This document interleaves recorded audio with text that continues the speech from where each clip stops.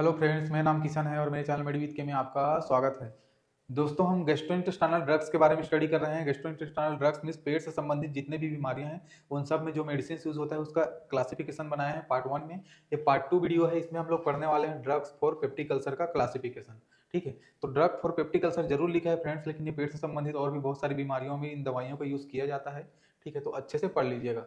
Peptic ulcer means क्या होता है थोड़ा देख लेते हैं। पेप्टिक अल्सर मीन्स होता है पेट में जो हमारा अमाशय है, स्टमक है, उसमें क्या होता है घाव हो जाता है। उसके नीचे स्मॉल इंटेस्टाइन में एक ड्यूोडेनम का पार्ट होता है, उसमें भी क्या हो जाता है घाव हो जाता है, अल्सर हो जाता है, उसको बोलते हैं पेप्टिक अल्सर।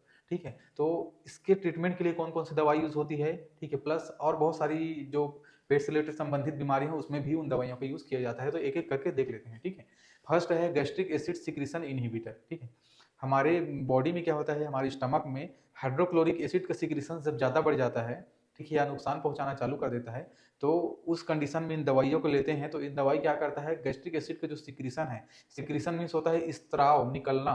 तो गैस्ट्रिक एसिड जो निकलता है तो उसको निकलने से क्या करता है, इनहिबिट करता है, रोकता है। ठीक है, जो गैस्ट्रिक एसिड का सिक्रीशन है, निकलने का जो प्रोसेस है उस प्रोसेस को रोक देता है, निकलने नहीं देता। ठीक, तो इसको बोलते हैं गैस्ट्रिक एसिड सिक्रीशन। सेकेंड है gastric acid neutraliser. Gastric acid neutraliser, gastric acid में जैसे एसिड में क्या होता है अम्ल की मात्रा ज्यादा होती है। ठीक है, तो उस अम्ल की मात्रा जो ज्यादा होती है उसको न्यूट्रलाइज करने के लिए, थोड़ा क्षार ज्यादा होकर के न्यूट्रलाइज करने के लिए कुछ दवाइयां देती हैं, उनको बोलते हैं गैस्ट्रिक एसिड न्यूट्रलाइजर, जिसको एंटासिड भी बोलते हैं। ठीक है, तो उनके बारे में हम लोग पढ़ेंगे। अल्सर प्रोटेक्टर, अल्सर प्रोटेक्टर क्या होता है फ्रेंड्स, हमारा जहां भी मतलब पेट में कहीं भी घाव हुआ है, ठीक है, तो उस घाव में क्या है, ये एक परत बना लेता है और परत बना के उसको कवर कर देता है, जिससे हमारा जो एसिड है, पेट का जो एसिड है जाके, ठीक है, उस घाव को और नहीं बढ़ा पाता, क्योंकि ये उसको कवर कर देता है। तो इसलिए अल्सर प्रोटेक्टर बोलते हैं इसको, क्योंकि अल्सर के ऊपर एक परत बना लेता है, घाव के ऊपर एक परत बना लेता है और घाव को और बढ़ने नहीं देता। ठीक है, तो इसीलिए इसको बोलते हैं अल्सर प्रोटेक्टर। इसका अब इसमें मेडिसिन कौन कौन सा आता है उसको डिटेल से देखेंगे थोड़ी देर बाद। Anti pylori drugs, anti pylori drugs means क्या होता है, anti H pylori drugs, sorry friends, anti H pylori drug. H pylori क्या है, हेलिकोबैक्टर पायलोरी एक बैक्टीरिया का नाम है, एच पायलोरी जिसको बोलते हैं, तो ये एक बैक्टीरिया का नाम है। तो anti H pylori drugs means होता है कि एंटीबायोटिक्स देंगे जो इस बैक्टीरिया को क्या करेंगे, मार देंगे। ठीक है, तो उन एंटीबायोटिक्स के बारे में थोड़ा सा देखेंगे। डिटेल्स इसके बारे में तो नहीं पढ़ेंगे, इनके लिए पूरा एंटीबायोटिक्स का वीडियो अलग से बना हुआ है। ठीक है, तो देख लेते हैं सबसे पहले वाला गैस्ट्रिक एसिड सिक्रीशंस इनहिबिटर्स में कौन कौन सा आता है। सबसे पहला आता है H2 blockers. H2 blocker, H2 का मतलब है हिस्टामिन 2 ब्लॉकर्स।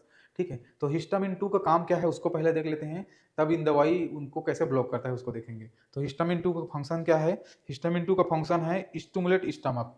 ठीक है, तो स्टमक को क्या करता है, स्टिमुलेट करता है, विवश करता है या सिग्नल पहुंचाता है कि भाई आप गैस्ट्रिक एसिड का सिक्रीशन करो। ठीक है, गैस्ट्रिक एसिड मतलब जो हाइड्रोक्लोरिक एसिड है, पेट से जो एसिड निकल मतलब स्टमक से जो एसिड निकलता है उस एसिड को आप निकालो, ऐसा करके एक स्टिमुलेशन भेजता है। ठीक है, एक सिग्नल भेजता है, जिससे क्या होता है स्टमक स्टमक इस HCl को, हाइड्रोक्लोरिक एसिड को निकालना चालू कर देता है।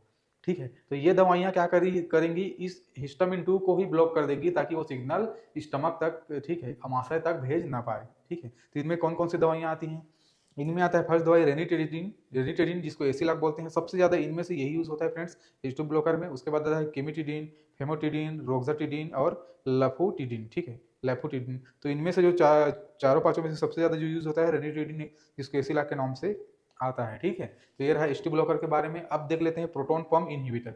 तो प्रोटॉन पंप क्या होता है उसको देख लेते हैं। ठीक है, इनहिबिटर्स मतलब ये दवाइयां हैं जो उसको रोकने का काम करेगी प्रोटॉन पंप को। तो प्रोटॉन पंप क्या होता है, what is proton pumps. Proton pump क्या होता है, पेट की परत में मौजूद एंजाइम्स होते हैं जो एसिड बनाते हैं। ठीक है, तो ये भी क्या करता है, गैस्ट्रिक एसिड बनाता है। ठीक है, कौन, प्रोटॉन पंप। ठीक है, ये एक स्टमक में सेल होता है, तो सेल के अंदर जो मेम्ब्रेन्स होते हैं वहां एक प्रोटीन मौजूद होता है जिसको बोलते हैं प्रोटॉन पंप्स। ठीक है, और वो एसिड बनाते हैं। तो आप क्या करेंगे, प्रोटॉन पंप इनहिबिटर का यूज करेंगे जो इस प्रोटीन को एसिड बनाने से रोकेंगे। ठीक है, इसमें मेडिसिन आता है पेंटाप्राजोल, ओमेप्राजोल, रेबिप्राजोल, लैंसोप्राजोल और इस्मोप्राजोल। ठीक है, तो ये चारों पांचों मेडिसिन इसमें भी आते हैं फ्रेंड्स। इसमें से जो पेंटाप्राजोल बहुत ज्यादा यूज किया जाता है, ओमेप्राजोल बहुत ज्यादा और रेबिप्राजोल, ये तीनों बहुत ज्यादा यूज किए जाते हैं। ठीक है, तो इनको भी अच्छे से एक एक करके डिटेल से पढ़ेंगे फ्रेंड्स। अभी सिर्फ हम क्लासिफिकेशन के बारे में पढ़ रहे हैं। Anticholinergic drugs, anticholinergic drugs means anticholinergic, cholinergic drugs क्या होता है फ्रेंड्स, कोलिनर्जिक जो होता है, पहले कोलिनर्जिक के बारे में जान लेते हैं। कोलिनर्जिक क्या है, जितने भी हमारे बॉडी में सिक्रीशंस है, चाहे वो पेट में हो, चाहे आंसू निकले, चाहे जितने भी क्या बोलते हैं माइलेज, जितने भी हमारे पेट्स में लार वगैरह जो निकलता है, मुंह में लार निकलता है, तो वो सब कोलिनर्जिक्स क्या करता है, सिग्नल भेजता है, ट्रांसमीटर्स है, तो वो सब जो फ्लूइड्स है वो निकलता है, ठीक है। तो एंटीकोलिनर्जिक्स क्या करता है, पूरे बॉडी के जितने भी फ्लूइड्स है उसको निकलने से रोकता है, ठीक है।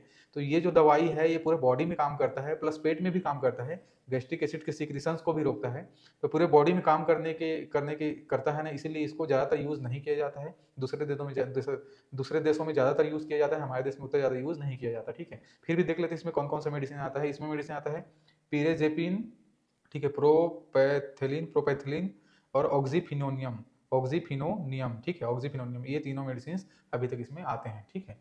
और भी आते होंगे, तो अभी इसके बारे में भी इतना ही पढ़ लेते हैं, ठीक है। अब देख लेते हैं प्रोस्टाग्लैंडिन एनालॉग। प्रोस्टाग्लैंडिन एनालॉग क्या होता है, प्रोस्टाग्लैंडिन कहाँ से, स्टमक का जो म्यूकोसा होता है वहां से प्रोस्टाग्लैंडिन निकलता है, ठीक है। अब ये प्रोस्टाग्लैंडिन निकल के जैसे स्टमक में आता है तो ये क्या करता है, गैस्ट्रिक एसिड के सिक्रीशन को ये भी रोकता है, ठीक है। तो ये मिसोप्रोस्टोल जो इसमें से निकल के आता है ये भी क्या करता है, गैस्ट्रिक एसिड के सिक्रीशंस को ये भी रोकता है, ठीक है। लेकिन ये भी ज़्यादातर यूज़ नहीं किया जाता फ्रेंड्स, क्योंकि मेसोप्रोस्टोल का पेट के साथ साथ और बहुत कई जगह बॉडी के कई पार्ट्स में इसका यूज़ किया जाता है, ठीक है, कई पार्ट में रिएक्ट करता है, तो इसलिए इसका भी ज़्यादातर यूज़ नहीं किया जाता। गैस मतलब पेट से संबंधित बीमारियों के लिए ये दोनों का सबसे ज़्यादा यूज़ किया जाता है, ठीक है।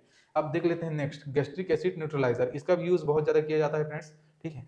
गैस्ट्रिक एसिड न्यूट्रलाइजर्स के बारे में देख लेते हैं, तो इसका और नाम है एंटासिड बोलते हैं। मैंने आपको बता दिया कि गैस्ट्रिक एसिड को न्यूट्रलाइज करता है। इसमें दो टाइप्स में इसको डिवाइड किया गया है, सिस्टेमिक और नॉन सिस्टेमिक। सिस्टेमिक क्या है, ये वाटर सोल्यूबल होता है फ्रेंड्स, ये इजीली क्या है डाइल्यूट हो जाता है। लेकिन नॉन सिस्टेमिक क्या है, ये वाटर सोल्यूबल नहीं होता है, इसको इजीली ये डाइल्यूट नहीं हो पाता, ठीक है। और इनके बारे में जब एक एक करके डिटेल वीडियो बनाएंगे तो डिटेल से पढ़ेंगे।